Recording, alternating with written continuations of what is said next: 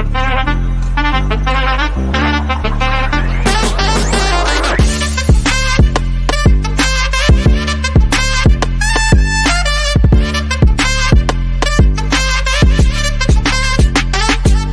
back. It is Wednesday. It is Straight Facts. I'm joined by the brilliant, the majestic Mo Gender, Judge Mo, whichever name he's going by. He's got so many names. The master of disaster. I don't know. We've got a man like Lawless back with us again, fresh and ready to go after his hiatus last week. Lots to talk about today, gentlemen. Lots to talk about today. Premier League rule change that is coming in after the cheat allegations that have been leveled against Man City. We're going to be delving into that rule change and what it means for everybody else. We're going to be taking a look ahead of City versus Liverpool this weekend and some big words from Trent Alexander-Arnold about their success versus Man City's. It's a little bit, we don't normally see a little bit of, there's a little elbow in this, a little bit of needle, which I like. We're going to talk about Arsenal and their dominance right now in the Premier League. But I wanted to start, boys, with Manchester United and the problems at the club that Ole Gunnar Solskjaer has exposed today. And I'm not too sure if you boys have seen the whole interview on the overlap, but I want to play you a segment here and I want to get your take on it. Let's take a little listen, people. Discussions. Ollie, could I ask you about Ronaldo coming in? Yeah. Because that was a big talking point. I mean, we debated that, didn't we, about the fit for United at the time, and it felt like it came from nowhere. Yeah. Was that a sign that was almost, he's available, he's presented to you, we can't say no? Because how would that have worked with the dynamic of the team? It was a very quick decision, and we didn't think Cristiano was available and didn't think he was going to move. When it became apparent that he was leaving Juventus, obviously there was other clubs wanted him. I was excited, so I said yes. They asked me, would you want us to try this? And I said, yeah, because obviously we know Cristiano is quality. And I thought, yeah, he's 37, but we'll have to manage, because obviously he's the best goal scorer in the world. And it was my decision. It didn't work out for me, it didn't work out for Cristiano, but it was the right decision at the time. I'm trying to think of when he came in. Had the season started or just before? We'd played 4 or 5 games. We started really well. So what I'm saying is that something you mentioned before about you felt that was the summer to make the next step. I think Sancho comes in, Varane, maybe somebody else. When you buy someone so late and you're not expected, you not almost built something in pre-season and you've sort of started the season and a vision of where your team's going to go? Yeah, definitely. So we started off straight away, obviously, how we're going to press, how we're going to change the little tweaks, because Cristiano is different to Martial, who was up front, or if you're going to play Mason or Marcus up front. So we had to change a little bit, obviously. Cavani, so he was the one that suffered the most, Cavani, that when Cristiano came in, we'd played and we'd got Edinson into a certain way of understanding the way we played. And it just, that first game you thought, yeah, it's going to work this, because Cristiano, and obviously Cristiano's, when you played with him, you know him, you speak to him, he wanted to play 3 out of 4 games. First takes on hearing that. It was his decision. He made the choice. He was offered the opportunity to. But the bit that stood out to me, and I want to get your views on it, is he said, and he gets asked this question again by Jill Scott, so he'd spent all the last 2 years building up a way of playing on and off the ball. You'd done the whole pre-season and set out your plan for the year. You'd started off well, and then you sign a player on the last day of the transfer window that was going to mean you had to completely change everything about how you were going to play. I always talk about how we operate as a club off the field being more important than what we do on it at this moment in time. And I don't know about you boys, but when I heard that, the first thing that come to my mind is, who's letting him make that decision? It sounds crazy from the out. I'm a United fan, but the outside looking in, you've built something that works this way. You're going to sign a player that means you have to change it all last minute, upset players, change how you play off the ball. Why were you letting managers make these decisions, Lawless? I don't understand it. I think in hindsight, everything that you said, makes perfect sense. It is crazy. And I think they've had a big problem, Man United, with that consistency on style of play. But when it comes to a player like Ronaldo, a very special player, Man United legend that is available, last day of transfer, he's potentially looking to possibly go into Man City. I can't blame Ollie or Man United for saying, yeah, we'll have him. And you look at it, even Ollie said, look, we know he's 37. We're going to have to manage his games, and we wouldn't be able to expect to play every week. So if you have that player as an X factor and still have your plan A and you've got plan B, and obviously it didn't work out like that. So I can't blister them too much because it's Ronaldo, at the end of the day. In hindsight, didn't work out, although he banged in quite a few goals that season still. He did. You know what I mean? So just long term, it didn't give Man United that long term, sustainability and success that they wanted in terms of building something. So that's where it comes. But I understand it. I actually think, okay, you know what? It's the first time I see this video, right? You know what? The first thing that came to my mind when Ole Gunnar Solskjaer was talking is that he's lying. He's saying that, yeah, I said yes. And the way I'm looking at it, the way he said after that, I had to change things after I built and I had to change. And Cavani's like, yeah, you were forced to take that deal. You were like, do I have a choice? They told you no, because of the commercial value of Cristiano Ronaldo. So you had to take him.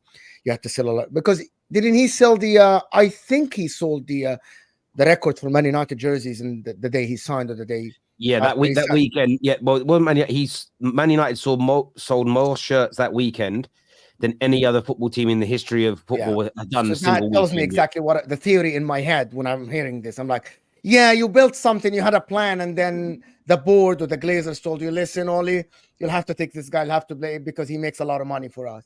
Yes, he scored about 30 goals at Juventus the year before, but 37 years old, after building your things, I think there was Greenwood at that time, there was Cavani and all of this. So in my opinion, I think he was forced to have it, which shows me where the club was at that time. 37 years old, forced to play every game.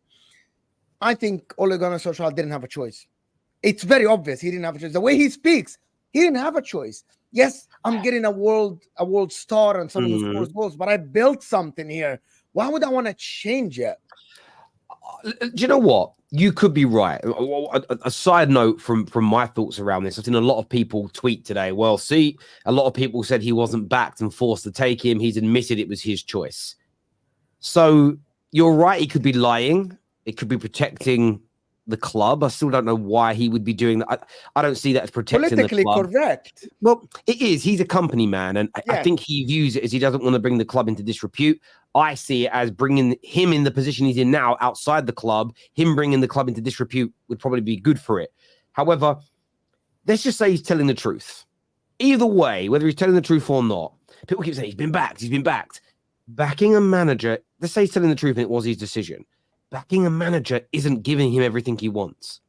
I'm not a good dad just because I give my kids everything they want. I'm not a good boss just because I give my employees everything that they want. Sometimes tough love is needed. And the lack of identity at United, the lack of football decision makers sitting there saying, hang on a minute, Ollie, hang on. Yes, the Glazers would like him. Yes, commercially it'd be brilliant. Yes, there's some football people here that think he's going to score goals for us, and we need more goals. Although we didn't really have a goal scoring issue at that point, with Rashford not doing too badly. Martial was still at his absolute best. Greenwood was coming through. Cavani had a decent goal scoring record. None were Ronaldo, but we were scoring goals. Bruno was still in his pomp of scoring at that point. You needed a football decision maker to sit there and say, look, the game has changed since you were a player. Systems are so key. And consistency in that system is everything.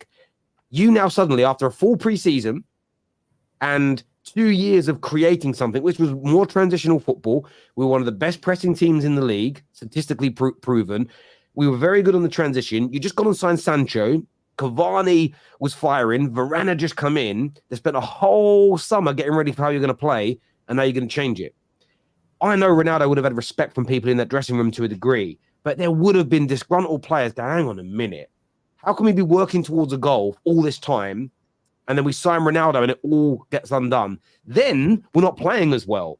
So people just naturally pull away. And there's a story that Ollie told in the same podcast where he was nearly in the summer of 1998. So before the treble season started, Man United and Spurs had agreed a transfer of 5.5 million. And Edwards at the club at the time, I'm not too sure, Alan Sugar at Spurs, they'd done the deal. Sir Alex was told the deal was done, and he had to go and speak to Ollie. Sir Alex obviously back then was the manager, but managers back in those days were also the directors of football. He essentially turned round and said, look, the club needs the money, but because they were actually up against it at that point, United, they needed some money to come in to balance their books. But he said, I need you. From a footballing point of view, I can't get through this season without you. I guarantee you some more game time. Please reject it and stay. But don't tell the owners I've said this to you. Because Fergie understood that losing him at that point was going to be so detrimental to the football club.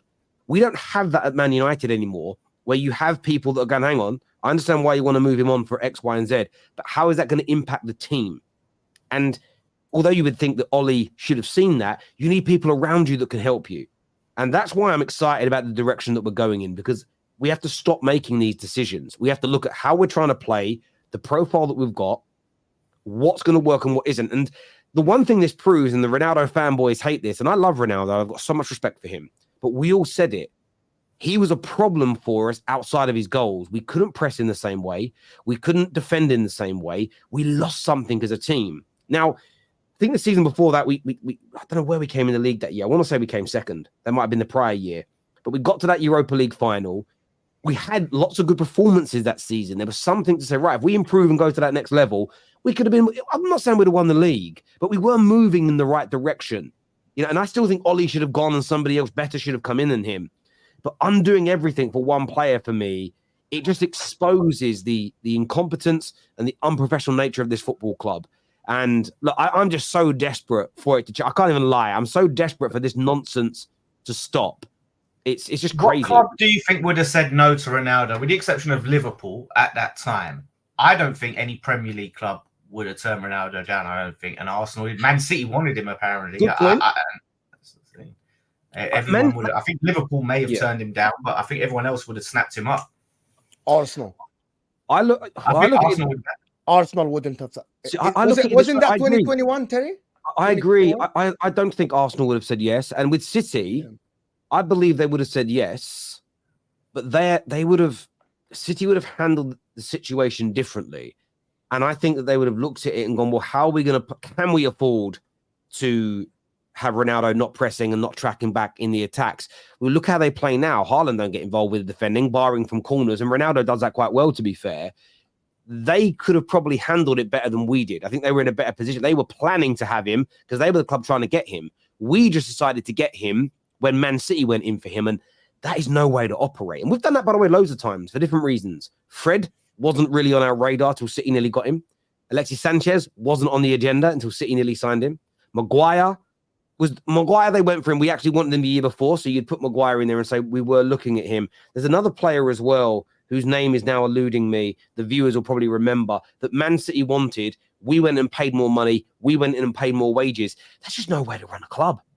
Stop trying to sign players that Man City apparently want. They know what they're doing. Exactly, because their club plan and the style of player they need is different to ours. So I tell this to fans all the time, like this idea of like for like's crazy.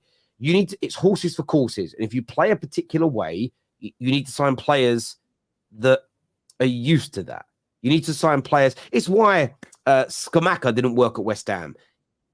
He weren't ready to play that sort of low block counter-attack football. He wanted to play a more progressive style, and he sort of went there, and it was a culture shock footballing to go, whoa, this ain't what I want and what I'm used to.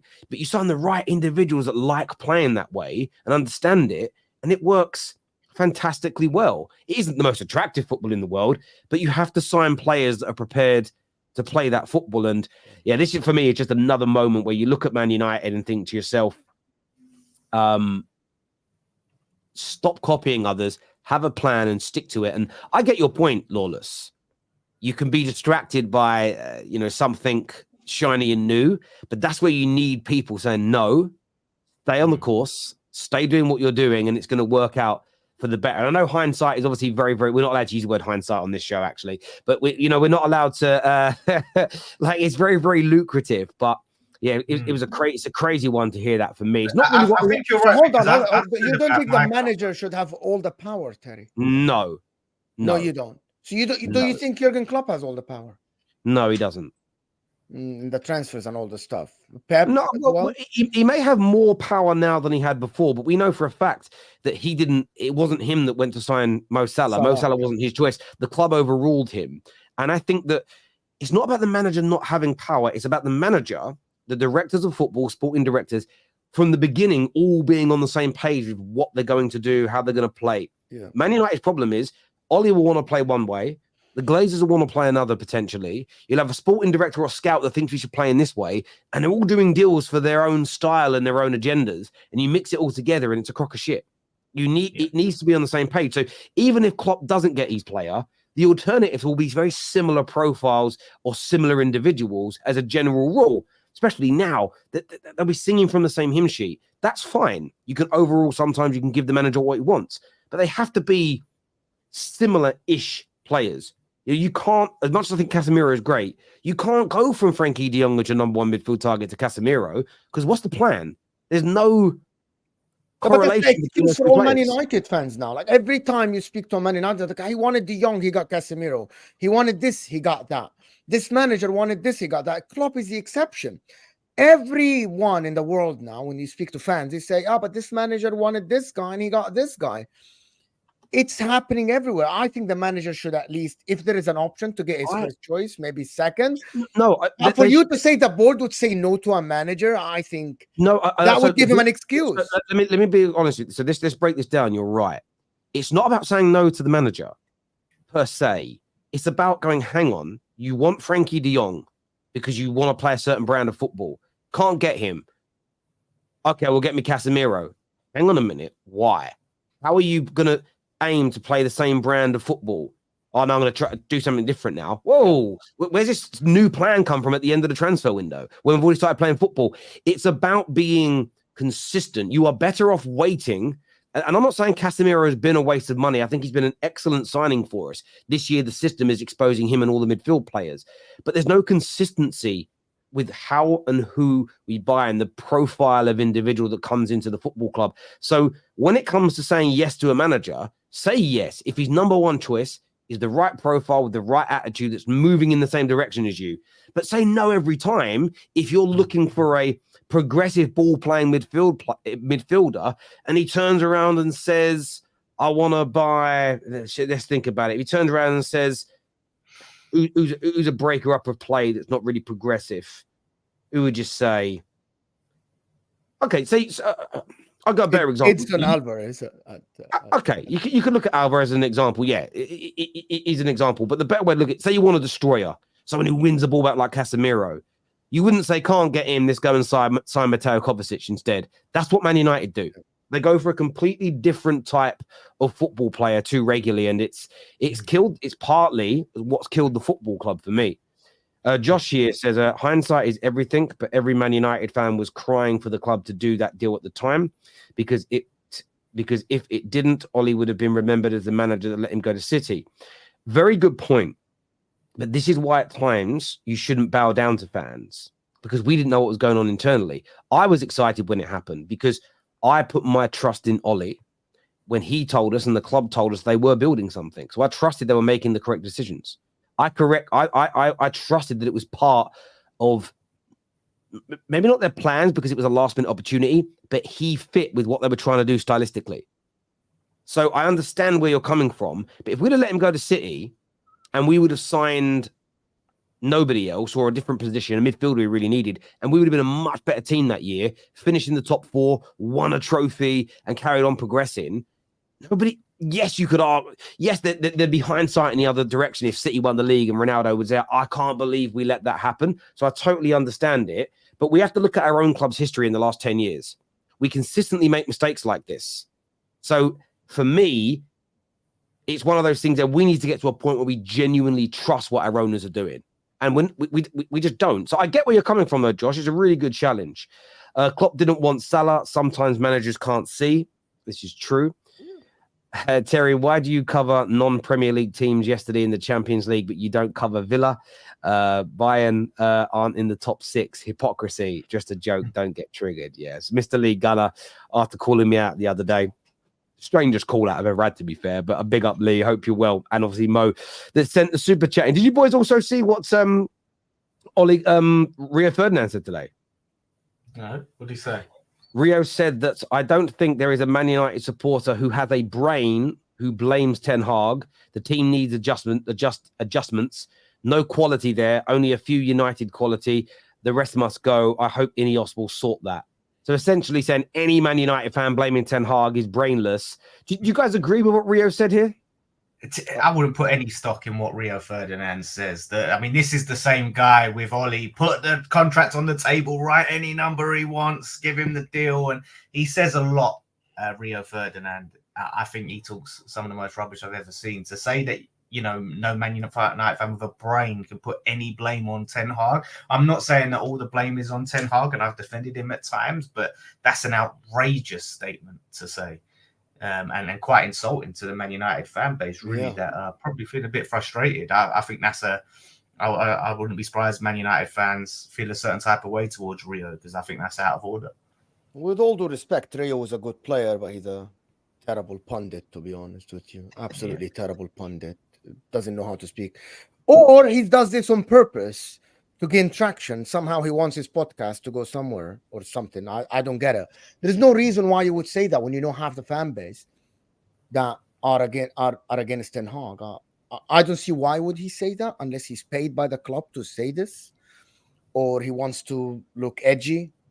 There's no reason for him to say that. He's insulting a lot of Man United fan base and the people that go to the stadium and cheer against Ten Hag, and someone like yourself, Terry, and not personally, he might not. Yeah, I mean, to be honest with you, I feel like for him to say that there is no Man United fan with a brain that wants Ten Hag out, I think it's an absolutely idiotic comment from him. It's like he's absolving Ten Hag of all blame. It's like it's not. It's kind of stupid, to be honest. Like if I'm allowed to say that, it's stupid, bro. Like what is it's one of those things. I definitely have a brain, and Ten Hag is definitely to blame for quite a few things that have gone wrong this season, and how he could have still, no matter what's going on at the club, he could have still had these players in training for the last 18 months, drilling them to pass the ball better, to have a better shape. He could still address the massive holes left in behind the midfield. These things are can be addressed now, and he isn't doing it. So to say that there's like no, I understand more quality is needed in the squad, but you're also understanding this man has picked 10 of these players, renewed contracts, made individuals captain. That's on the manager. So to act like he's done nothing wrong in this is just ridiculous. Doesn't mean he's the biggest problem. We know that's the way the club has been run. Doesn't mean he's the only problem, because the Glazers, the people that run the club, the players are there. But the idea that he is completely and utterly unaccountable for anything that's gone wrong is just utter nonsense for me personally. Does he know something that people don't know? Does he know that this guy is staying another year? Because the only reason why listen, I love Rio. I do love Rio Ferdinand, but he doesn't. This is the same guy that told us he's heard that the Qataris are coming in. It turns out now, I mean, there's actually questions as to whether Sheikh Jassim is actually a real person, let alone finding out, only because no one's actually ever seen him in person. There isn't, according to, I read a really in-depth report in the Times the other day that said that after speaking to multiple people, even based in the Middle East, no one can actually tell you they've met him. Like no one can say, yeah, I met him at a party like 3 years ago, or at a wedding, or at this event. Like there's not even, the World Cup was there. No one saw him. Like, do you know what I'm saying? But yeah. and all he tried to be a part of this takeover. Rio was supposed to be part of this takeover from West Ham, from this pie capital. That was a complete nonsense. And Rio Ferdinand, who is trying to basically sell all our players off to other clubs, come and get this Declan Rice, then comes and tries to buy the club. Honestly, I can't stand him. I used to have so much respect for him, and since he became a pundit and exposed himself, I have no respect for him. He gets paid to watch Man United. Fans give up their time, and other fans give up their money to have those opinions. Do you know what I mean? So, yeah, it's one thing to say, do you know what, I disagree. You know, I feel like Ten Hag's still the answer. I don't think fans want him back to say, you know, if any Man United fan with a brain doesn't think Ten Hag's to blame, I think is just pathetic from him. I think somebody should tell the guy, bro. I think someone should tell the guy, bro, you're a Man United legend. Well, why do you try to lose the fan base? The fan base aren't behind Ten Hag. Just some of these players without calling fans out. What are you doing? Yeah, you're a legend, bro. You're a face of. Sometimes you're the face of the club. Sometimes you're sitting in Sky Sports as the face of Manchester United, and you're trying to diss the fan base and say shit like this. I think this is utter nonsense, bro. For him to say that brainless people only the ones that want to knock out. What is this? No, I agree with that completely. Viewers, give us your thoughts, give us your feelings below. Remember to go and subscribe to my brand new channel, The Squad. A new podcast coming there soon. It's going to be amazing. One of the biggest YouTubers in the world will be on there with me. You can scan that QR code that's just there or click on the link in our description below. Moving on, but staying in Manchester. Have you guys seen the new rule that has come out? About the new law in the game? Yes. Yeah. So essentially now there is a new rule that has come in where Premier League clubs cannot make deals with companies, organizations, or other teams that are connected to their owners if those deals are too expensive, too cheap, or unfair. The league has updated its rules to make sure clubs don't try to get around financial rules by making deals that benefit their owners too much. If clubs don't follow these rules and make fair deals, they will breach the rules and face punishments. Is essentially how it is broken down. But obviously, with City, with the big allegations they're under, there's a number of clubs failing breaches. You've got Newcastle that have come in that are trying to raise money. The Premier League are essentially saying, one, we're going to come down harder on anyone that we think is backfilling sponsorships. So obviously, we know there are some clubs that are sponsored by companies that have no staff, don't have any products, don't have any services, don't have an address, don't have a website, but yet they can pay tens of millions of pounds a year into a football club. They don't grow. You don't see them anywhere else other than on that particular club.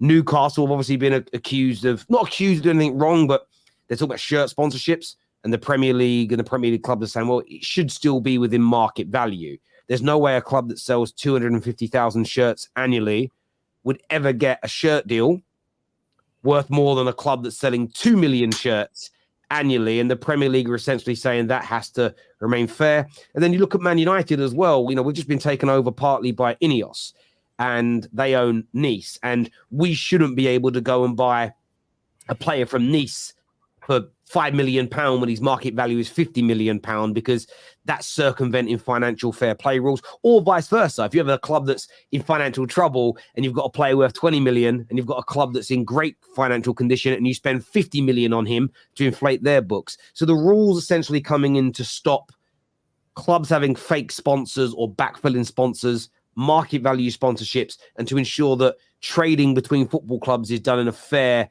and accurate way. Like, Lawless, looking at this, do you think this is the right type of ruling for? I mean, I know that West Ham have voted for it to come in, Man United have voted for it to come in. Our clubs are behind this. Do you think that's the right move moving forward from the Premier League?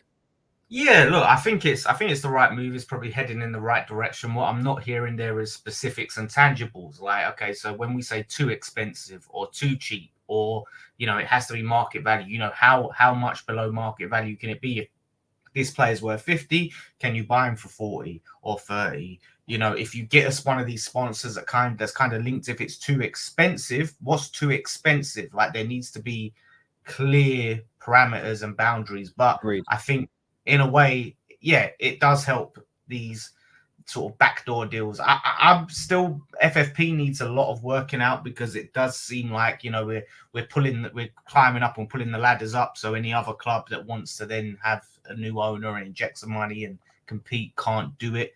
So I do think that it is anti-competitive, FFP.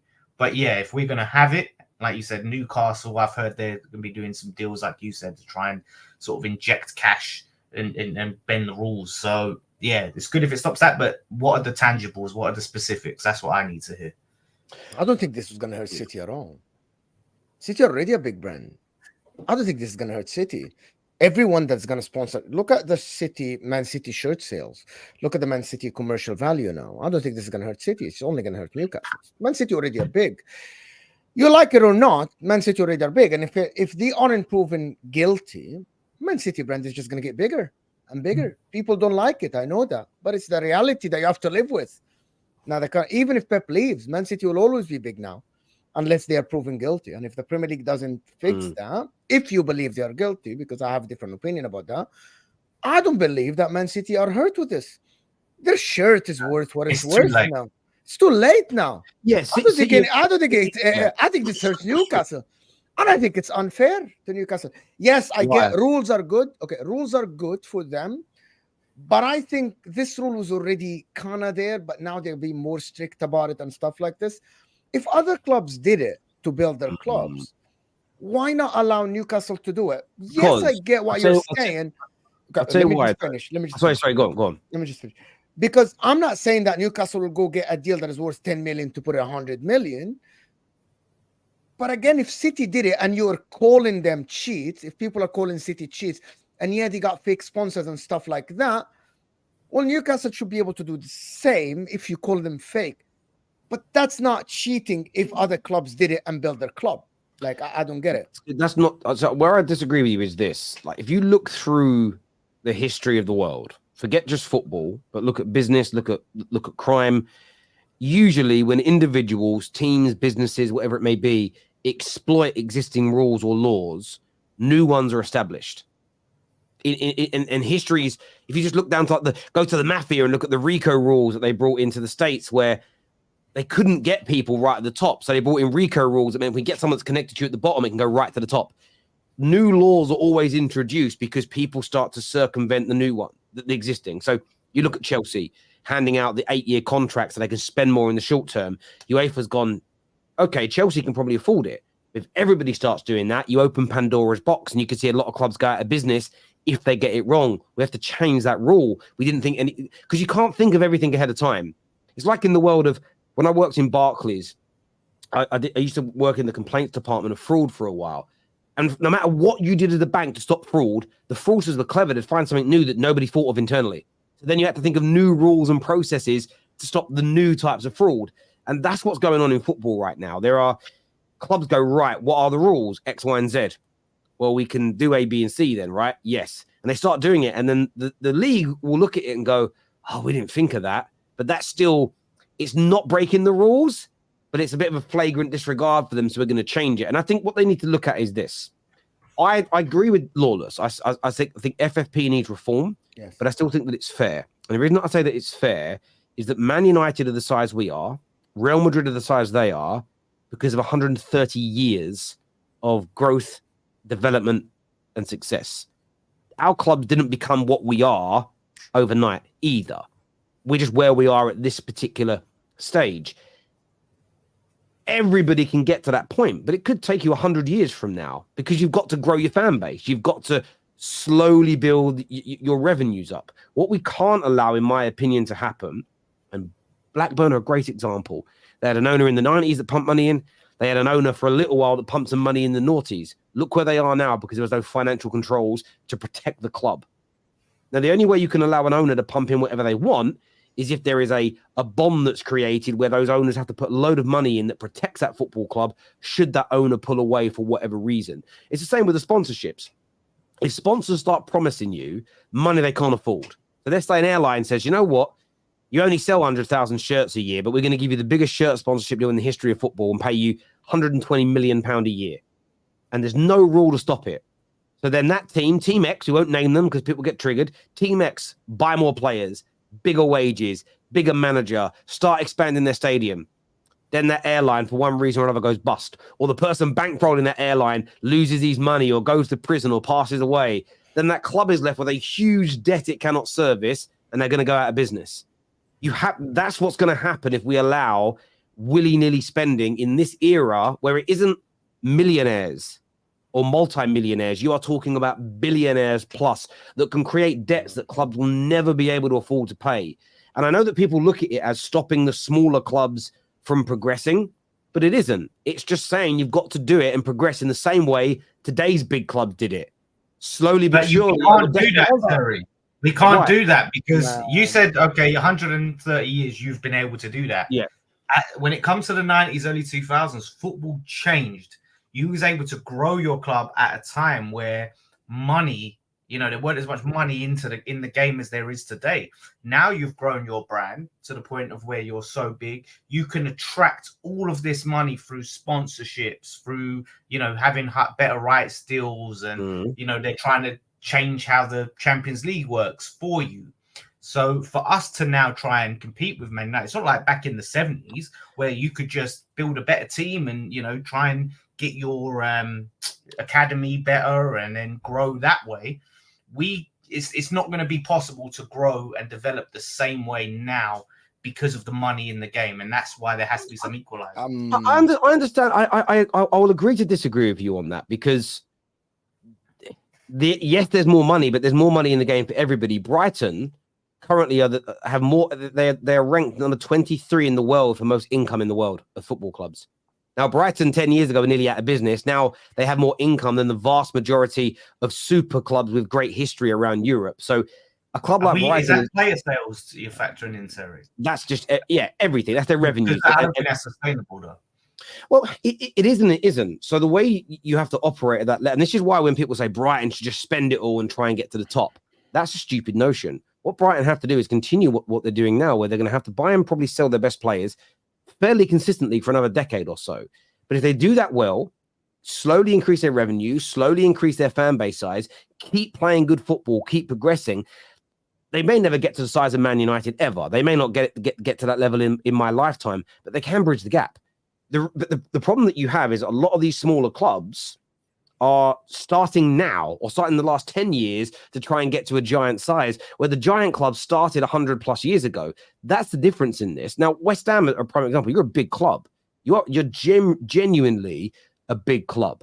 And you guys could catch Tottenham. You guys could catch, do what Aston Villa are doing with the right manager.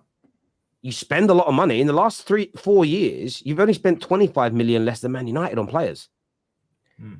So the money's there. It's just how well run you are.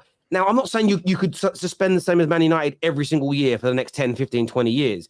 But if you get your appointments right, you keep growing, you keep getting into Europe, you keep growing your fan base. And you think about Man United in the 1950s, before the Munich air disaster, we had a 75,000 strong London-based Man United supporters club.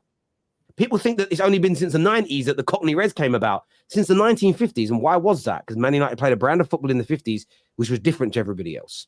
And people would go to watch, go, my God, I've never seen that, and fall in love with the club. Man United started doing things in the 50s which had never been done in England. Like they built boxes in the stadium, which they charged more for people to sit in. So Matt Busby went to America one summer, saw that they had all these boxes in baseball stadiums and NFL stadiums, and said, well, we can do that and then charge more. We charge more, we raise more money, we invested it into our squad.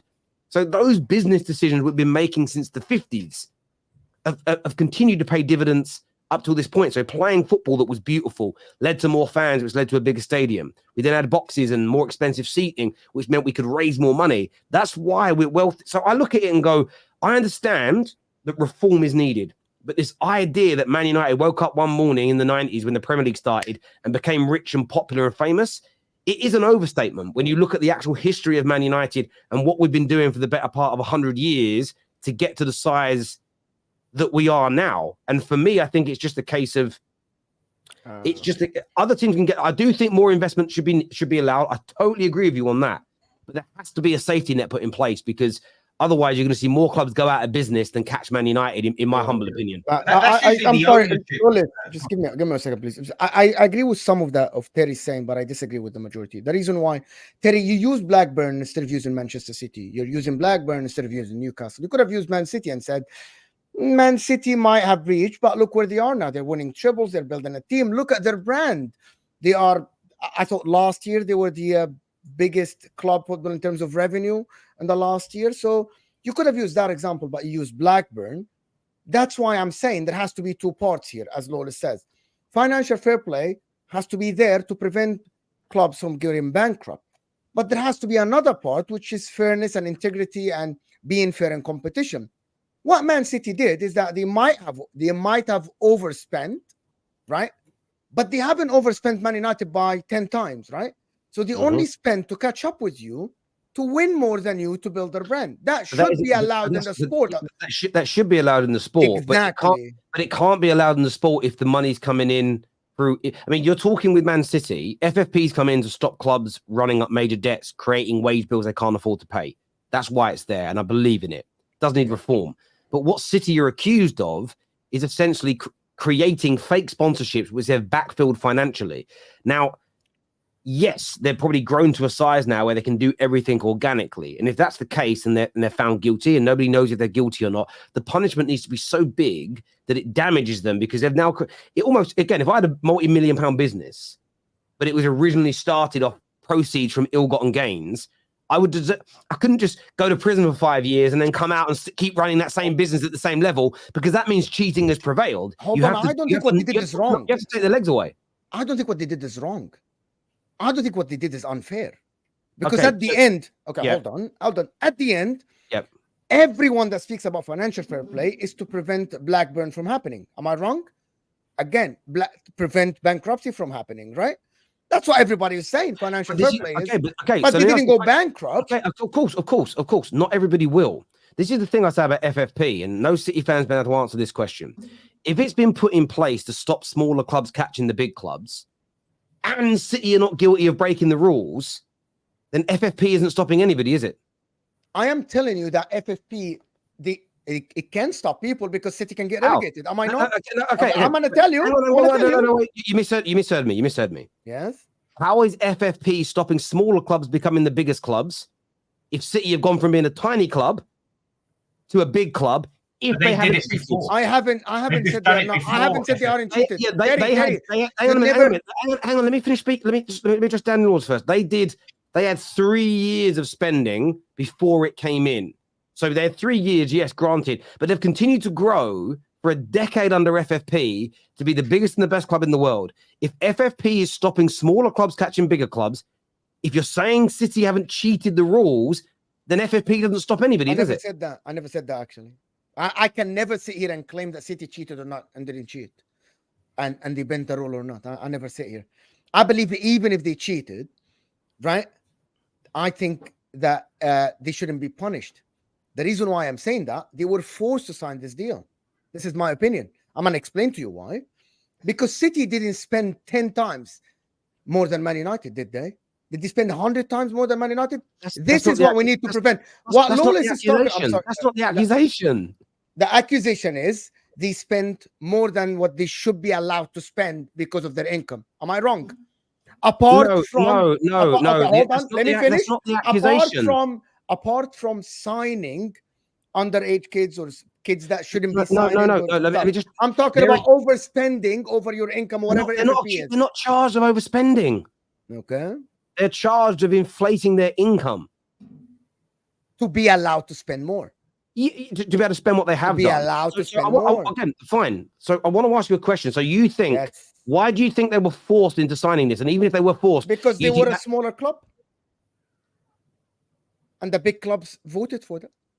So if Man United, if 19 clubs in the Premier League tomorrow say we think we want to agree to the rule that no players are allowed to take performance enhancing drugs, but Man United want to start doping our players with drugs, and then we sign the. Hang on, let me finish. Then we sign the agreement because 19 clubs have forced us to, and then we dope our players anyway. You don't think Man United would deserve to be punished? Not the same thing. Why is it not the same thing if we're forced into doing it? Because I can give you another example. If 19 people if we are 20 people in the community and 19 of us say that we should be allowed to rob other people, right? And one say I can't, and they sign. Does that make it legal? No. I believe financial fair play as it was is wrong. It's just wrong. That's fine, and I understand that, but so you are putting something like doping and enhancement performance. I want to understand. Let me explain my position. I want to understand why you don't think they should be punished for breaking a rule they've agreed to follow if they're guilty. Because they were forced to follow it. So what if I'm forced to follow rules that I don't want to follow? Should I not be punished? The rule was wrong. This is why they're doing everything in their hands to prove that they are innocent. So I don't understand why you say that the idea of if my club thinks that you should be allowed to dope players with drugs, that's morally wrong. Only to morally you. wrong. Okay, again, you're not seeing the point here. You don't think breaking FFP rules is morally wrong, but other people do. They can. I'm talking for myself. I'm not talking for other people. Okay, but I want to understand what. So basically, your opinion is based on your own subjectivity. Then, okay, 100%. It's my logic. Other people can have their say. My point is very simple, and let me explain it for the people that say that. Financial fair play was meant to prevent clubs from going bankrupt. Man City didn't, even though the majority of you in the chat and the majority of the people believe that they are guilty of cheating, of inflating sponsorships, of paying people under the table. So you all believe that they're guilty, but they are in bankrupt and they are growing their brand to be one of the biggest around the world. So that proves that financial fair play, the reason why it's there, is wrong because they are in bankrupt, because you believe they're guilty. No, and it doesn't mean that. It means it works. No, hang on. If it's there to stop you going bankrupt and they haven't gone bankrupt, then it's fucking worked, isn't it?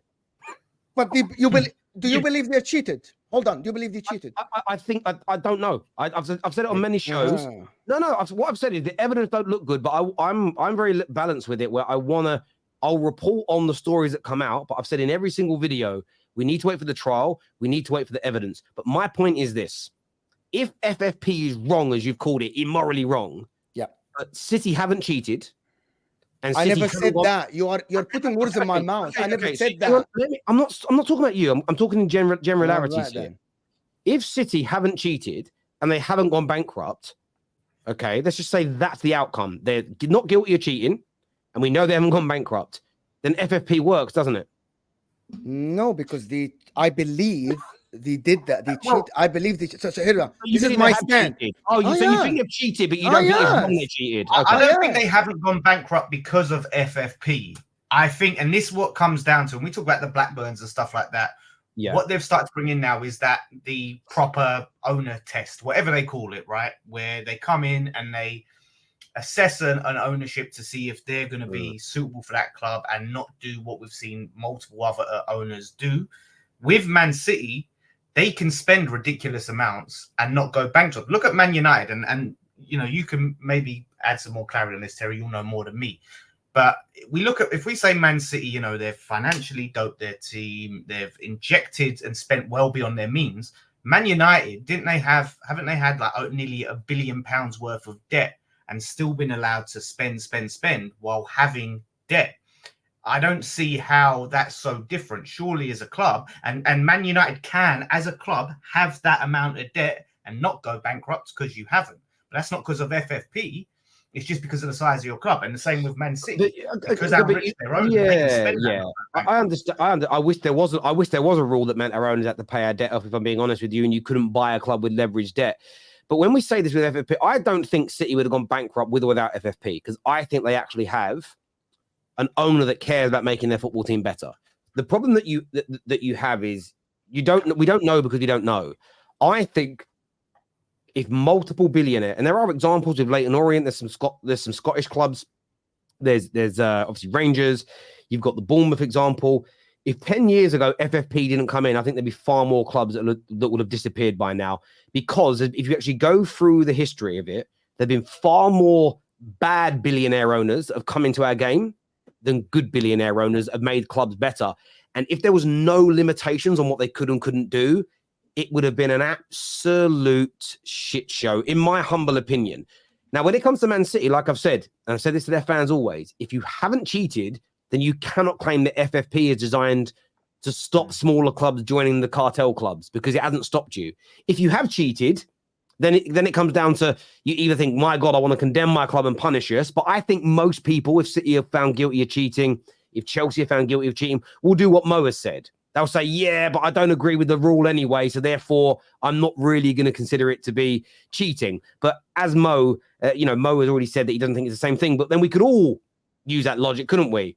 Our clubs could sit there and say, I don't think my player should have got suspended for 5 games. We don't agree that punching an opponent in the face is against the law. We think it. No, it is, because you are trying to make it the same. You are trying to make it the same. I tell you why it's the same. Because what you have basically said is, I don't care if a club cheats as long as it's cheating a rule that I don't agree with or find morally right. All I'm saying, but you could apply that moral logic to any rule or law in any sport, any game, or any country in the world, that I'm going to break it because I don't agree with it. That's not what sport and fair play is about. You sign up to do something, you sign up to adhere to those rules, whether you like them or not. At the end of the day, that's the way the cookie crumbles. So of course it's the same thing. It's identical. Yeah, but I think rules and law and morality are mutually exclusive. So yeah, you can say they've cheated by their definition of cheating. But at the same time, you can also say what they've done isn't immoral, even though it's cheating by the rules. Because, you know, there's plenty of laws and plenty of things out there that you look at it that we don't agree with, but you've broken the law if you break that law. But at the same time, I don't think it's immoral to break that law because, you know, TV license. I don't think we should have to pay for a TV license. I agree. If you don't pay a TV license, you're not immoral. No, I agree. I look at it this way. I don't think it's immoral. If a man is staring through the fence at my kid at school, I don't think it's immoral for me to punch him in the face, but I'll still get arrested for it. I can't stand up in court and say I should be allowed to do it because morally it was right. Laws are laws, rules are rules. You broke the rules, you broke the law, but what you did wasn't immoral. So I think it's okay to say Man City, what they did wasn't immoral, even though they've broke the rules based on the Premier League. If we set precedents just in sport where we say it's okay for rules and laws to be broke because I personally don't find them morally bad, if that was the general consensus the clubs took, the sport would be fucked. I disagree. I completely disagree with you because you didn't say the same. I'm going to tell you why. Because it's same for the Premier League that grew their brand, made a lot of money more than Europeans. UEFA and the Premier League clubs went a long way to call out the Super League and make it not happen because they believe it's against them. Is it morally right or not? I don't know. But their law says that you cannot join the Super League or whatever because it's the law because the Premier League built the same. Now it's done that, but again, initially it's the same. If Real Madrid, Inter, AC Milan, it's not the same thing at all. When the Super League was first announced, that wasn't against any rules or laws of the game, and they made the law against that. So I believe again, and now the clubs have signed it. Okay. And they weren't forced to sign it. They signed it off. Now the point is, Man United, the Premier League clubs were forced to sign it. Terry, we're not forced. Nobody's forced. No one. Hang on, you're using the wrong. I'm sorry, I've got to call you out, Mo. Using the word "forced" implies a gun was put to their head. They made a decision. They will own that decision. To be kicked out of the Premier League. Can I just? You know when you threatened to be kicked out of the Premier League. Am I wrong? And so they could have been. Yes or no? Am I wrong? They were threatened to be kicked out of the Premier League. Hang on a minute, Mo. Mo, stop with your language. Your language is inflammatory and wrong. I'll give you an example. Are you forced to adhere to YouTube's rules and regulations? Yeah. No, you're not, because you don't have to fucking use YouTube. I do because it's my. No, you don't have to. You choose to use it. Bread and butter. You choose to use it. You're not forced to be here. I wouldn't eat if I don't use it. But you're not forced to. You can do so. You can only make money on YouTube. I am forced. No, you're not forced. This is my you job. are making a freedom of your free choice, man. Come on now. See, you're wrong. Forced. If this is my bread and butter and this is all I can do, I have to follow the rules, even if I disagree with them. Mo, you're being intellectually dishonest. You are not forced to do YouTube. Oh my God. No, you're not. You're a liar. You're not forced to do YouTube. None of us are. You are. Okay, Terry. Simple as that. A Premier League club, if they are threatened to be kicked out of the Premier League, that means by logic they are forced to follow the rules even if they don't agree with it. Yeah, because otherwise they would shut down the club. No, so am I wrong? Someone tell me, am I wrong here? No, so I'm wording it exactly the same as Terry said about YouTube. You're not wording it. You're not wording it the same as me. You're making it sound like arms are being tied up against their backs. The Premier League has said you sign this agreement or you can't participate in X, Y, and Z. Man United then make a choice to what they want to do. United, along with all the other clubs, could have gone. No, fuck you. We're going to go and do the Super League, but they didn't. They had a choice. Forced is you've got no other option, and they did have another option, and they chose to stay where they were. That isn't forcing someone. The same as you could go and work back in the financial industry. You could work on other platforms. You are not forced to agree to what YouTube says its policies are. You make a freedom of choice to do that. Come on, my friend. You ain't forced at all. You are for if that's your bread and butter and your kids. Okay, don't keep saying no. You're not forced. Let me finish then. Okay, if your guys, if your kids eat from something and your kids will starve, and you have to follow the rules to participate in something that will make you feed your kids, it's simply you're forced to do it, even if you disagree with it. Okay. Because you don't have a choice. Otherwise, you'll be homeless. Your kids will die from hunger. Your example is a false equivalent. Extreme. It's extreme to show the case. Mo, you're not listening. There's two options. If I've got an option, earn money on YouTube or earn the same money or more money on Twitter, I have a choice. I'm not forced to follow what YouTube are doing. Man United and all the other Super League clubs could have said no and gone to the Super League, which they would have been paid more money than they make now in totality. There's a reason why they didn't, though, Terry. Why didn't they? Why? Because I think the alternative of doing the Super League and losing the Premier League, which was, is huge, and taking their clubs then and making their fans travel around the world and going against their fans' wishes as well, and the backlash from their own club supporters. It wasn't an ideal scenario. There's a reason. Otherwise, why didn't they? So they made a conscious decision. They looked at everything and said, I think financially for us as a club, staying where we are is better. If they believed that leaving was financially better and better for the future of the football club, that's what they would have done.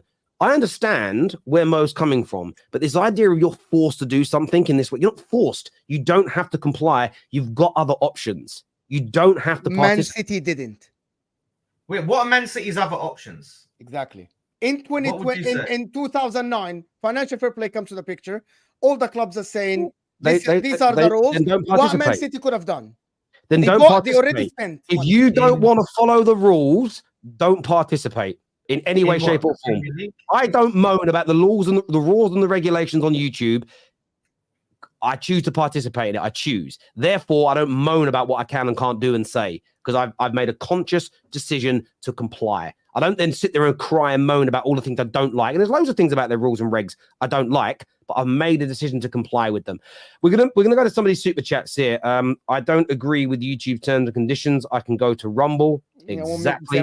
We'll make the same money. Anybody would have done that. It's so simple, bro. It's not true. The judge always loves this devil's advocate thing, but they end up illogical. For you, my friend, it's illogical. Of course, it's illogical. Because I just give you an answer, simple answer. You just go ahead. How allegedly Ponzi schemes are not wrong. That's what City are alleged to have done. I agree. It's in Ponzi schemes are wrong. I don't know if City have actually done them. Mo, how would you feel if Juve or AC Milan did the same thing City are accused of cheating of? Like cheating the law to pay the money and stuff like that. I would have said if the rule is wrong, if I disagree with the rule, it's as simple as that. I believe the rule. Again, I'm gonna say this for the last time for the people that are triggered. City were forced to say they had no other option after they bought the club with 2 years or 3 years. Financial fair play came to the picture. They had to sign the deal, otherwise they would be kicked out. Simple as that. They were a smaller club then. Bigger club. So essentially what Mo is saying is he thinks it's okay for you to cheat as long as he disagrees with the Don't put words in my mouth. That's what you've said. That's what you said, bruv.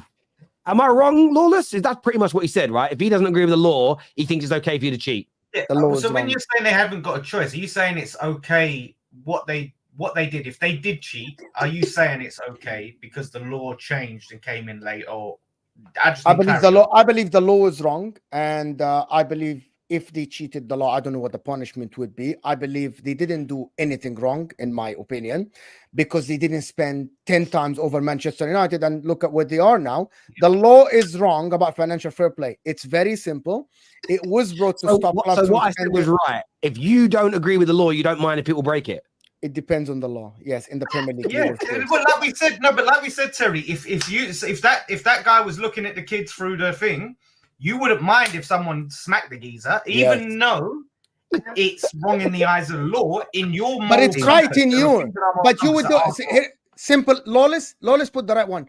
Terry would do it for his kids, and he would not feel 1% guilty about it. He would say, "I am 100% right because I will protect my kids." That example is the same.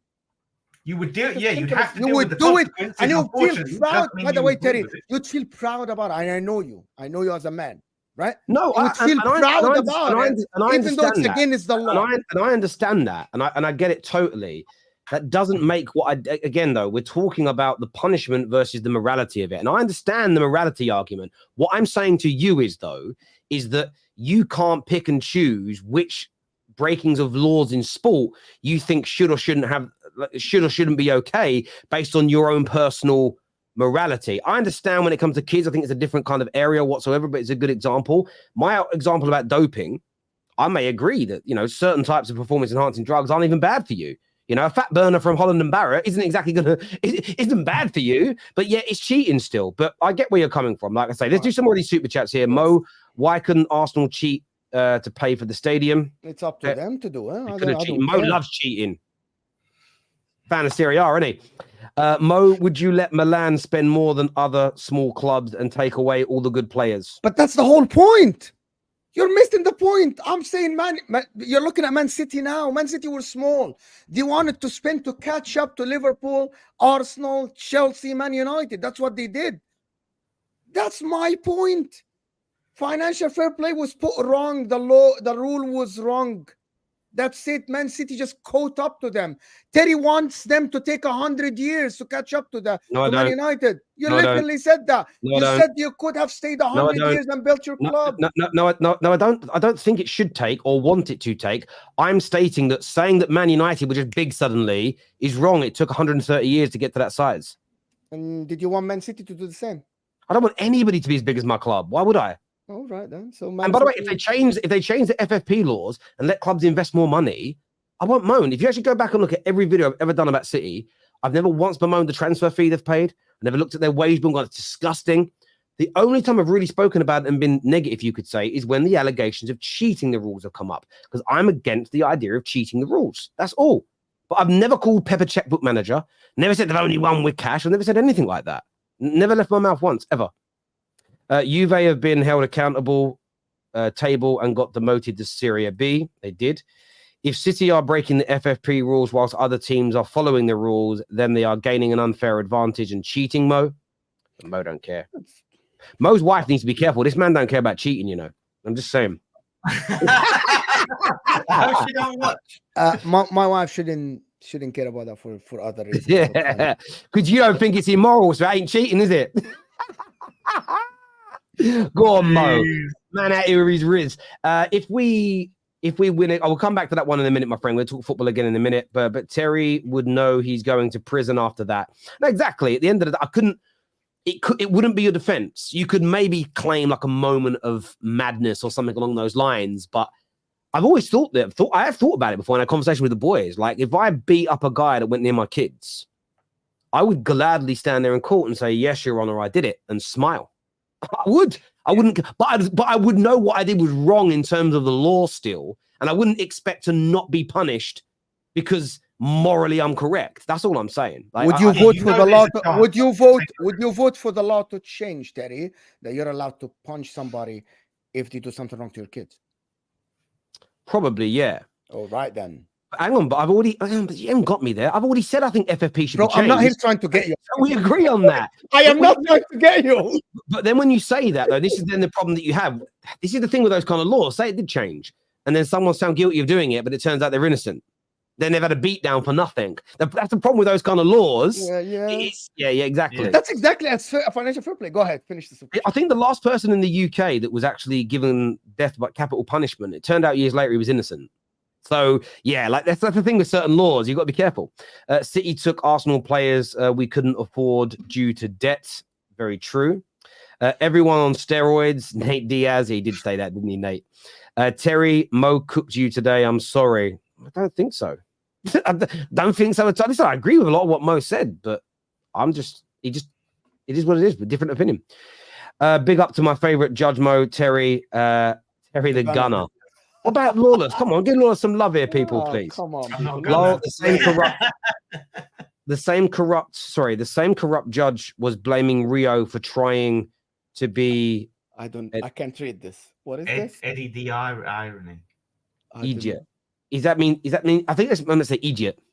Is that meant to say idiot? I don't know. I think that's supposed to be Eddie with the, because there's a space. I think there's supposed to be a space, isn't it? Or but Terry literally called Man United fans brainless. Come on, what are we talking about here? Oh, I just being misspelled. Hi, Terry. I am a Ten Hag out, but we are being Southgate. I'd rather keep him. No, I agree. Without FFP, small clubs will have even less chance of sporting success. They find it's unless that's also true. Unless the smaller clubs get a billionaire owner, the richer clubs with richer owners would leave them even further behind. As a general rule, they'd be even further ahead. That is true. Lawless said something, and I always say that there has to be a fair way of spending. That doesn't mean that Man City or Newcastle should be allowed to spend 10 times more than Man United or Liverpool because they're state-owned club. I think there has to be two laws, one for prevent clubs from going bankrupt, and also one law to actually have the clubs find fairly competitive against each other. I don't know what that is, a salary cap or transfer cap, but it shouldn't be something related to your income, because all the owners have the money. It shouldn't be related to your income. The thing related to your income should be related to bankruptcy. So what happened to Blackburn and other clubs shouldn't happen. I think it should be. I think it should. I think it should be partly related to your income, and then there should be a certain amount of money that your owners can inject into your football club. Yes. But whatever they inject and any debts that because debts are not just with a bank. Debts can be the wage bill. So we all know, like, City's wage bill was over £450 million a year. Don't go onto those silly websites to tell you their wages. Liverpool's wage bill is about 350 to 400 million pound a year. Imagine Liverpool get a billionaire owner. Suddenly that wage bill is 800 million a year, 900 million a year, but their club's only turning over 750 million pound of income. If he leaves for any reason, they're done. Because if they're on 5-year deals, these players, what's going to happen? Yeah, there has to be a way to prevent that from happening. Again, and I've always agreed, as long as there is a safety net for these football clubs, I'm all for it to a certain degree. But no FFP will create an even bigger disparity between the big clubs and the small clubs. I want to level the playing field a bit more, where Man United can't spend way more than Burnley just because they're Man United and they're Burnley. If there was a way to have a bit more parity, where one season Burnley could do a madness, and they could spend a bit equally. Do you know what I don't like about that, though? Sorry, but do you know what I don't like about that? Is then what you are doing is you're undoing years and years and years of growth and success and generally speaking, well running of certain football clubs. I don't actually like a better league, though. It would make a better league. Do you know what it is? One thing about the American sports system that I find weird, I find it so anti-American that the worst performing teams get the best draft picks, as an example. Yep. Well, I look at it as the better you run, the better you perform, the more you should be rewarded. And over 20, 30, 40, 50 years, that will make you a better football club and a better team. I feel like you should be rewarded for that. However, maybe bringing in a limitation of some sort could help. But then it's difficult because our structure is so different with the way our academies work. In the fan. If we make but in America, it's different. There's no relegation and promotion in America. That makes it harder. In Europe, there should be ways for clubs to be able to spend the same. You're rewarded by the players wanting to go to your club. That's it. You're rewarded by being a bigger club and a bigger fan base. You're rewarded by participating in the better competition. I hear where you boys are coming from that. Just in the interest of time here, this says Mo has more smoke for YouTube regs than financial doping. Head loss, bringing starving kids into it. Some clubs follow FFP stringently. Others don't care. Man City artificially dipping its club with money from fake companies. Come on, Mo, shake my head. I never said they're not guilty, by the way. You're not hearing my argument. I never said they're not. You need to start covering Villa more. They are fun to watch and actually made me money. And Man United drained my pocket. Get your team in line, Terrace. Thank you, Ghost. I like that. Respect the Rio as a player, but God, does he chat some nonsense on a regular basis? He thinks his analysis is some sort of most basic and pedestrian. I hear you. So is Mo saying cooking the books, which is a criminal offence, is okay? Right. That's how City got bigger. So Terry, please ask him. I'm just going to simply ask that. The law was wrong. It was preventing Man City from growing bigger. And they did what they can do to catch up with Man United, Liverpool, Arsenal, Chelsea, and Spurs. Cheated, in your opinion? I think they did. Yeah. I don't have speaking of this weekend, guys, ahead of the big game, Trent Alexander-Arnold has said, looking back over this era, although City have won more titles than us and have probably been more successful, our trophies mean more to us and our fan base because of our situations of both clubs financially, how both clubs have built their teams, and the manner in which we've done it probably means more to our fans. Take on that, gents, what Trent has said today. That's a loaded statement there. It is really a loaded statement, and that's very subjective. I don't know how he can say that, because you have to then, if you ask a Man City fan, to them those trophies probably meant everything, right? And look, I'm a fan that don't get to see my team win all the time, you know. So maybe you get jaded. I don't know, right? But I don't think Man City fans sit there and go, oh, or, I don't care about this trophy so much because, we spent a load of money to get it. I don't think they care. They see their team that a lot of them grew up seeing them in League Two and all of that stuff, see them come up and have a real journey. Like Liverpool fans have not gone through the journey and the experience that Man City fans have being in the gutter and then coming up and seeing the success. So I don't see how he can sit there and say, oh, it's more special to our fans because we did it the right way.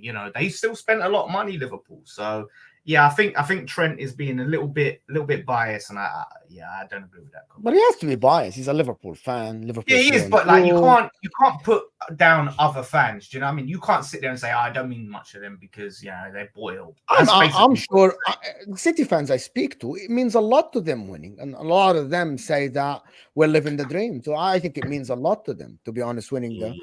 But I think what he wants to say is that Jurgen Klopp trophies means more than Pep Guardiola's trophies.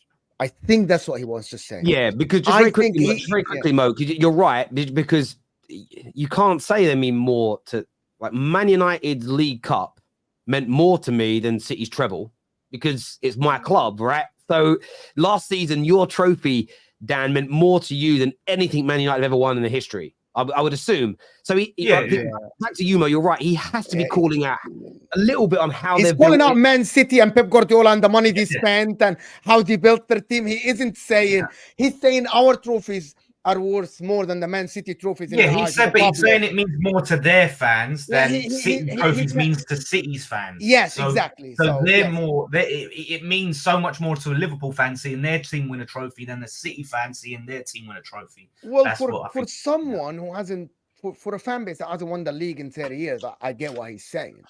But also, City fans have seen their team go to League Two. So come on, like, this is.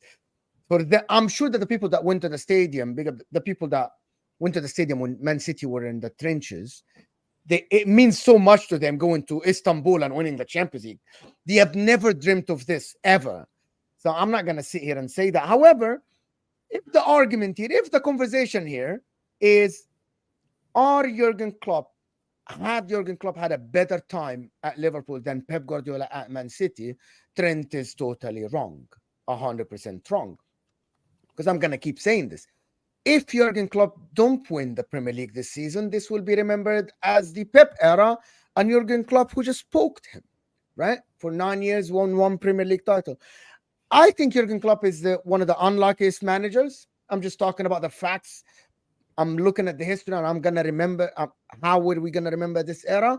Jurgen Klopp has been very unlucky. 2 league titles could have been his way. And we could have been speaking about 4 versus 3.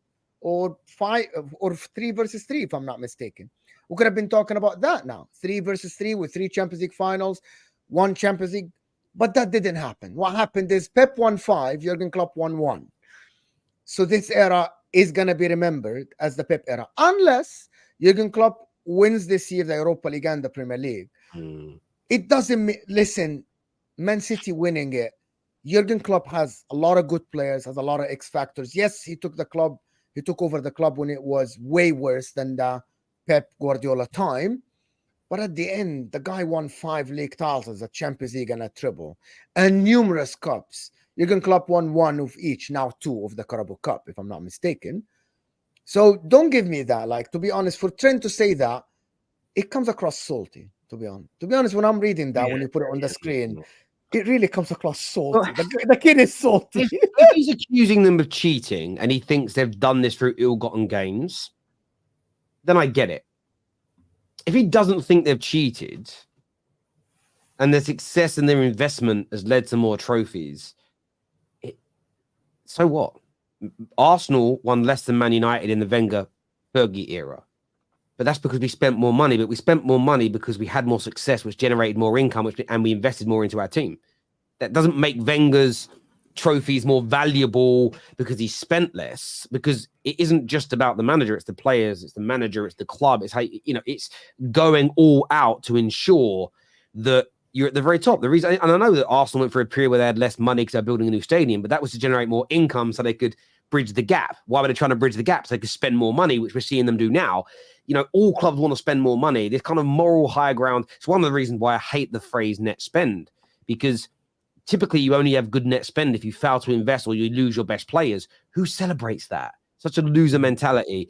But look, if City are proven guilty of cheating, then their trophies mean absolutely nothing, in my opinion, in the grand scheme of things of football. If they've cheated, I understand the team still had to win, but if they've built a squad that they should not have been able to build, then it means nothing to me. It's no different to physically doping. If tomorrow it turned out that Man United in the 90s and the noughties were taking steroids and that's how we beat everybody, those trophies would mean nothing to me because we cheated to get them. Even if we only assigned the accord because we were forced to, I would still say that those trophies should be taken away from us. But that's the only way Trent's got a point. If City are not guilty of breaking any of these rules, then Trent is just being salty. This is not the Man City Liverpool era. It is the Man City era. It's not the Klopp Pep era. It is the Pep era.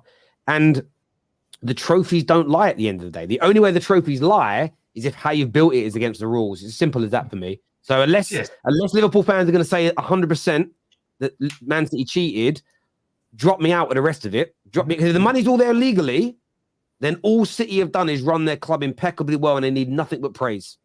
Yeah, spending money does not guarantee success, as we've seen with Man United, you know, who have spent a lot of money. I would be interested to see the comparisons on spend versus Man United and City. But at the same time, we spent 100 million more than we spent 100 million more than them in the last decade. But there you go. So, and that's what it comes down to. You know what I mean? Infrastructure, management, you know, choosing, you know, scouting, your academy. There's so many things that go into success. So even though Man City have spent more than Liverpool, you know, Man City still had to spend that money right. They still had to manage those games. They still had to have the game management and make the right decisions. And because we've seen team after team, Everton tried to do it. Everton tried to spend their way to success, and look at them now. You know, so yeah, it's you can't just say it's not as special because they spent more. Like that's weak. That's bullshit, bro. To be honest, he's just, I don't know why. And he's saying that it's good that he's saying that for his club, of course, for Liverpool.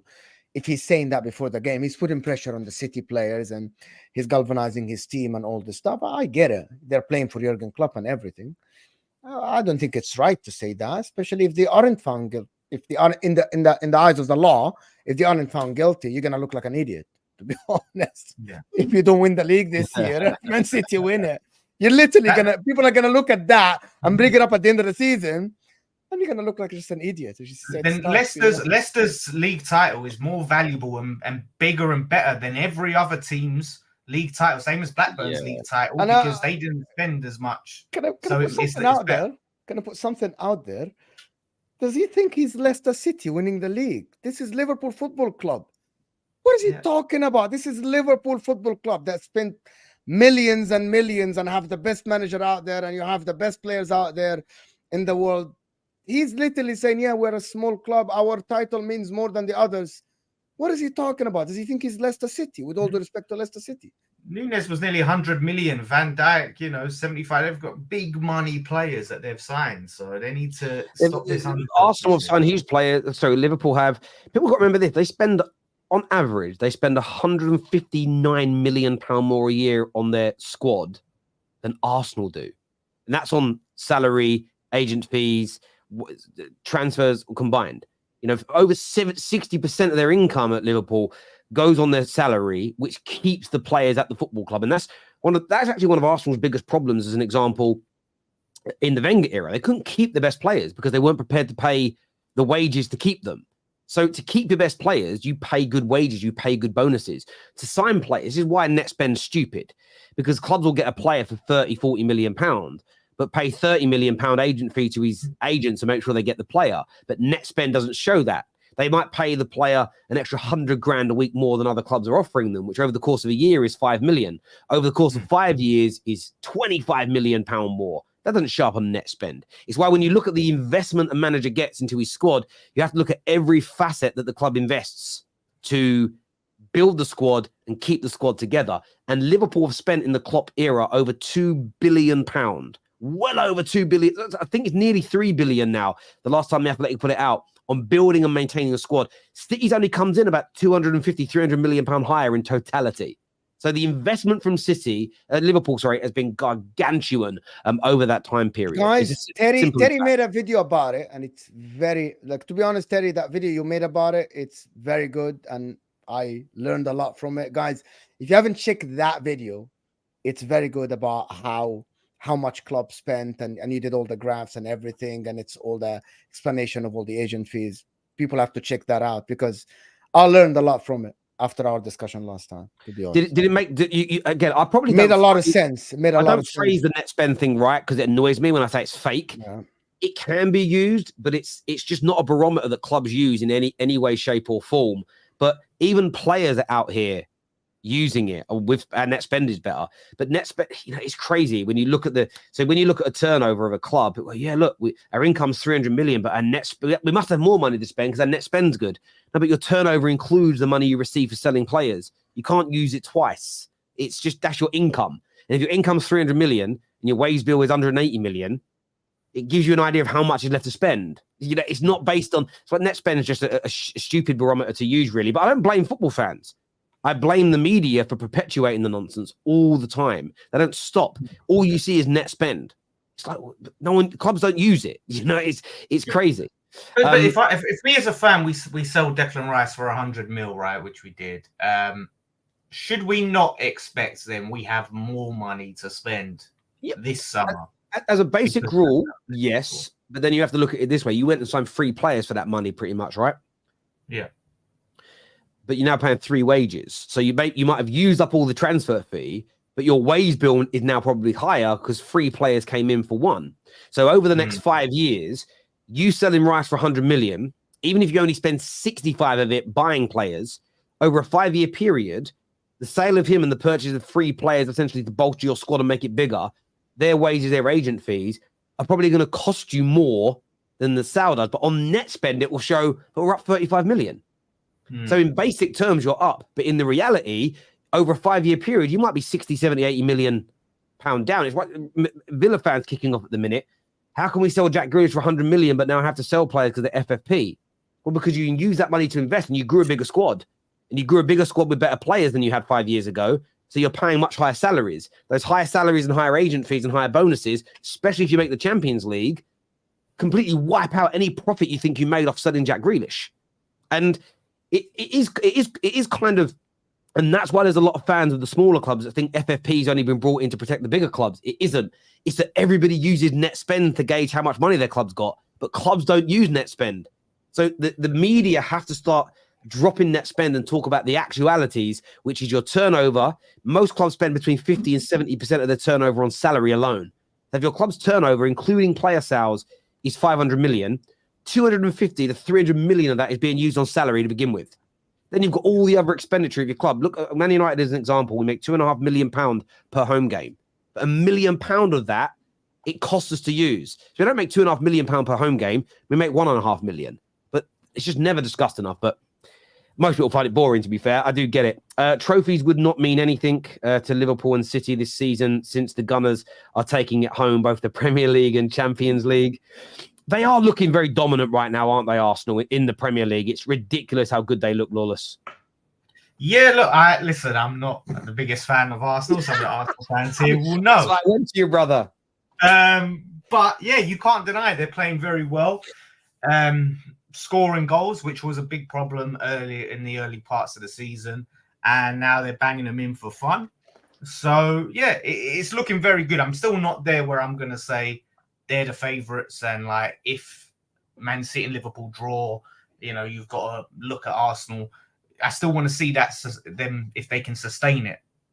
Obviously they had the Porto game. They're going to be looking to that. They're going to have to go now and play their first team in that Porto game. But I expect them to get over the line there, but they're going to have the Champions League, which again can take a toll for them, and they're new in this competition in terms of recency. So look, full credit, full props to them. It hurts me to say that, but they're playing very well. But I'm still not there where I'm like, yeah, it's going to be Arsenal. I still think Liverpool and Man City, I give them the edge. And I think Liverpool, no one's really talking about them like they're talking about Arsenal because they're not blowing teams away. But in some stages, these late winners, I think, is going to give them that belief and that confidence to spur them on. So I still look at Liverpool and what they're doing and going, yeah, I think they're going to do it. I think Arsenal are playing the best football in the league right now. Probably. You cannot say that this Arsenal team is, I think they're better than Man City. They look better than Man City. Arteta changed things. I don't know what he did in Dubai, but they come back completely different. I was saying the other way, he ate meat, as he said. I was talking the other day about how Arsenal now, when I open the TV and watch them, I'm entertained. They're direct. They reach the goal very, very quickly, and I think it's the team that you want to watch. They aren't boring at all, like people want to say, and we have to give them credit. We have to give Arteta credit. He developed players. The players look good now. Declan Rice looked like £150 million player. It's not. So Saliba, Gabriel, even Kivior look all right now. People are having a conversation about, oh, Kivior needs to be benched for Zinchenko. A lot of people say no. That's credit to Arteta, who was accused of not being able to use the bench players. Kai Havertz, which is I don't like, has been improving lately. I've seen a different Kai Havertz last game. The game again is Sheffield, even though it's Sheffield United. I've seen the Kai Havertz of Bayern Leverkusen again for the first time in 4 years. Credit to Arteta. So, to be honest with you, looking at Arsenal at the moment, just because of the current form, I think they are third favourites. But it's getting very close for me to sit here and say, Arsenal can go to the Etihad and get a result. And it's depending on what happens this weekend. Arsenal can be favourites or second favourites within a couple of weeks. So they are playing great football. Credit to Arteta. I think what he did over the past 7 games, which is it's a lot of games. And I'm expecting him to win against Chelsea and Brentford. That will make it 9 games. That's quarter of the league when he is winning. If he wins these 2 games, I think he deserves a massive, massive shot for, even if he doesn't win the trophy this year, he deserves to stay the next year. Even if I don't think it's crazy to suggest to have doubts over the team that hasn't won the league in 20 years, hasn't really been winning like Liverpool and Man City have been winning over the last few years. I think that counts for something. I think that experience and getting over the line counts for something. I think last year it was massively in their hands, Arsenal, as they said, it's in our hands.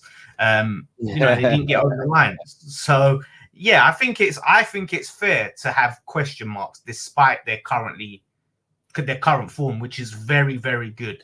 And you have to say that. Like I said, we'll see if they sustain that, over the next few months with Champions League and all of that stuff. So I don't think it's crazy to say, yeah, I don't think they're going to do it. Some Arsenal fans think it's outrageous not to see them as favourites. I don't get it. But they can prove me wrong. Do it. Win it. I see no signs of them slowing down.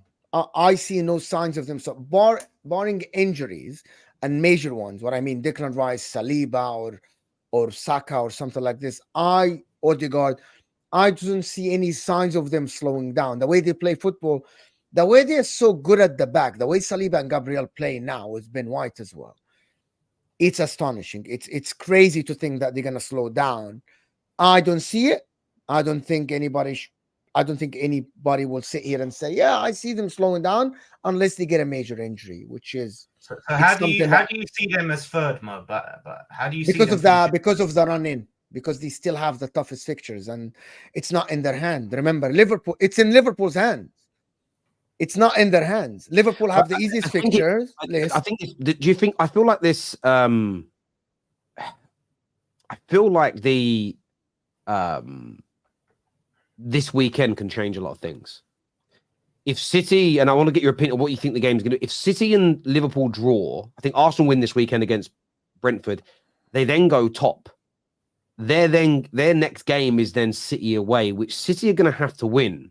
Not just to overtake Arsenal, but if Liverpool then win that following weekend, City could find themselves behind both of those teams. And it's a very different world. And City needing to win, how susceptible they are to counterattacks. If there's a draw this weekend and Arsenal win, and I don't think it's inconceivable that City and Liverpool draw, I then think Arsenal beat City at the Etihad and go on to win the league. I think it will start a chain reaction that just the pressure goes more onto City. Arsenal then, I think, will be able to exploit some of the holes that City will leave. That, by the way, even against United, we had 10 counter-attacking opportunities against them. We fumbled the ball most of the time. But Arsenal are a lot better than we are. Liverpool and Arsenal in the next couple of games against City, if City afford both those teams that volume of counter-attacks, they could lose both games. And that's not taking anything away from City. They're just susceptible to counter-attacks. Even Copenhagen must have had 10, 12 counter-attacks against them and just didn't punish them. But Liverpool and Arsenal, they'll hurt them. Yeah, but Liverpool, the thing is, Man City have proven time and time again they can deal with that pressure. They're comfortable, being behind and coming from and catching teams. They've done it time and time again. Like I said, Arsenal had a huge lead and they could not cope with the pressure. They crumbled under the pressure. So I think if Arsenal do take the lead, and yeah, they should be better than last season. But I think, if Man City are 2-3 points behind, no one can rule them out. And you have to look at them and go, yeah, like Man City are the one team that can switch. I think they can afford to lose the Liverpool game and the Arsenal game as long as they can, but still go on an epic run and beat every other team and still have a chance of winning the league. So it's huge. It is big, but I don't think that the league is going to be decided at Anfield on the weekend. I think it's going to be huge for Liverpool if they can win this game, of course. Yeah, I don't think decided. What do you think? What do you think the score will be this weekend in that big game? Such a tough one. I'm going to go 2-1 Liverpool. I do think Liverpool will edge it, but I can't see Man City winning. Most I can see is a draw for them, but I'm going to say 2-1 Liverpool. I can see it 2-2. Man City will definitely concede. That's based on what I'm seeing. But I think Liverpool also will concede. So I think it's going to be a 2-2. Arsenal will be top at the end of the weekend. And now the pressure isn't going to be on Arsenal as much as Manchester City, as Terry said, to win. And I still think that anybody that goes to the Etihad will be inferior to Manchester City, no matter who you are. You have the quality to win against any team in the world that goes to Man City. I think if Real Madrid play Man City tomorrow at Etihad, you'll pick Man City to win the game. And so Arsenal, as good as they are now, I still think that they go to the Etihad. Things can change, but I see this game as a draw. I think both teams cancel each other in terms of like the amount of goals and the defensive, because Alisson doesn't play. Trent is not there yet. Mohamed Salah is coming back from an injury. I think it's going to be a draw. The Anfield crowd will play a massive factor, but I think it will be a draw. The atmosphere will be unbelievable. It's going to be electric. Fans going to be right up for that. It's on paper the last game for Jurgen Klopp against Pep Guardiola as a Liverpool fan. On paper, yeah, so. it's going to be crazy. This here says goals conceded: Liverpool 25 versus Arsenal's 23. The best defense is kind of overblown. It's only 2 goals between them. Liverpool are not conceding a lot too. I'm saying Liverpool weirdly going under the radar despite being top of the league. I don't get it. I hear you. It was in Liverpool's hands for so many years and they only won it once and they were never criticised like Arsenal have been. It was never in Liverpool's hands. Who said that? No, I think over the year, the reason I would say that is up until maybe the last 5-6 years, social media wasn't really a thing when it came to football. That's why, my friend. Used to be 2 teams in the race. Now it's 3 this year. That makes it even more fun, I think, Kenny. Yeah.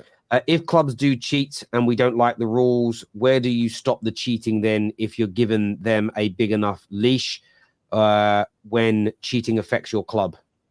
You need been a great topic. Everyone's been really sinking their teeth into it, to be fair. Yeah, you have to change. To be honest, you have to sit down and change the rules. All the clubs have to come to an agreement. If I'm cheating, I shouldn't be punished. We should just change the rules. As long as Mo is not morally offended.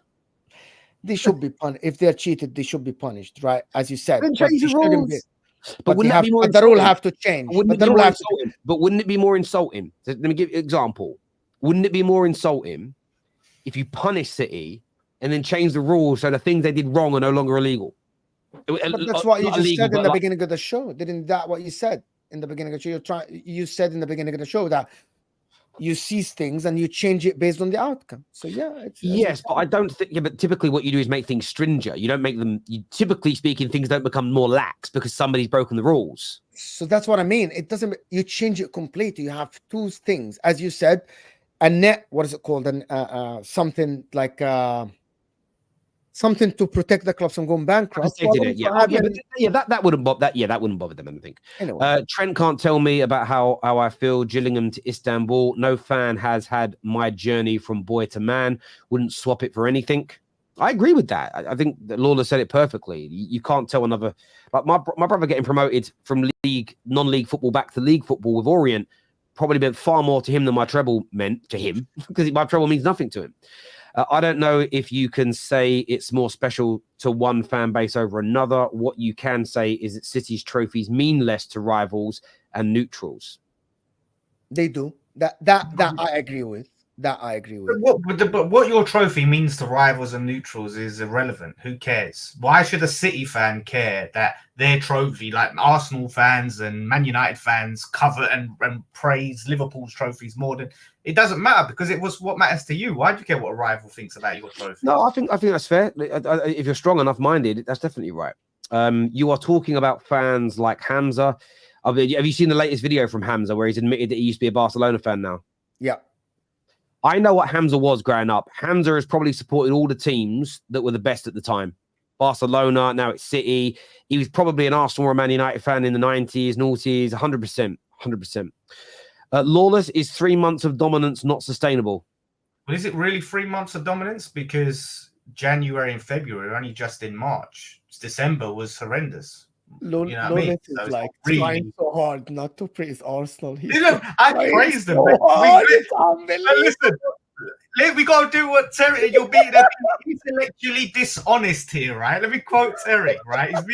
He's just being flat out dishonest, because it's already not 3 months, is it? Because it's January and February. We're just in March. December was bad. You're hurting inside. It's been a great 3 months. The pain. See that pain in Dan inside. It's hurting. We'll see. End of season. Let's see. I'll be there. D here says, Brother Mo, should men be allowed to compete in women's sports? You've committed so many logical fallacies, bro. Read up on logical reasoning. I'm very logical. For you, it's not logical. I don't think men should be allowed to compete in women's sports. But some people think it's morally acceptable. I don't think it's morally acceptable. That's me. Oh, okay.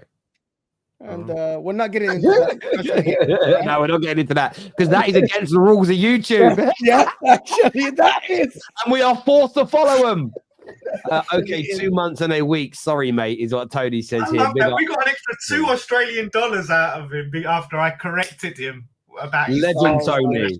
You legend, Tony. Listen, boys, I always enjoy doing content with you both. Viewers, super chatters, you're amazing. Please hit the like button before you go. I'm now off to Birmingham for KJ's wedding, which is in the morning. I'll post it. I'm not going to post any pictures of him or his missus tomorrow. I'll give you a few little updates why I'm there, because that's for him to reveal. I've actually seen people do that before, release pictures of other people, like women's wedding dresses. I'm like, wow, you don't do that.